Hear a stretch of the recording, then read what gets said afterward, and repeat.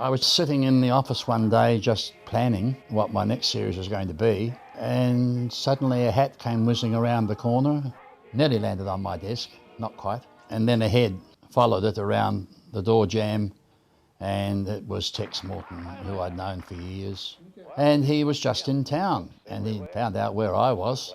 So we sat down, and I found out that he was here to do a national tour of one-stop, whistle-stop shows with his stage act. So I said, well, why don't we do a country music series? That's where Country Touch was born.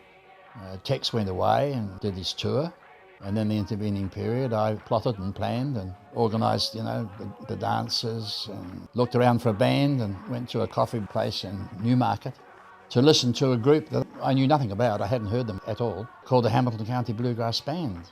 So I go along and have a look and a listen.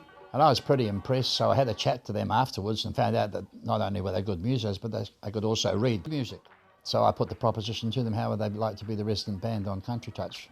They said yes, they'd love to. So that had solved one problem. Next one was, of course, getting square dancers. But that wasn't too difficult. We managed to get a group together that were part of the Dark Capita group, Dance Studio. And they organised that. And then we started planning music.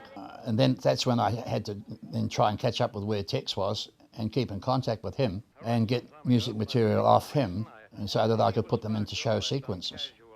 Once we had that all done, it was just a matter of waiting for Tex to come back and going into the studio where we would rehearse and record. On Saturday, one program, rehearse and record, second program on Sunday. And so that went on. The one that we recorded first went out that week, and the one that we recorded on the Sunday went out the following week. So we never really caught up. We did 3 series before they gave it a rest, and it became extremely popular, of course. And that was then followed by Country Road. I changed the title so that I could broaden the base a little, so that it was less country, a bit more crossover, a little bit of folk, more folk. So that meant that I could have different guest stars. That worked out quite well too. And then management decided in their wisdom that they would take the program to Christchurch. And by then I was executive producer, Light Entertainment. So I was sort of riding herd over it whilst it was done by another director and another producer out of Christchurch Studios. And it stayed there until it was finally taken off air.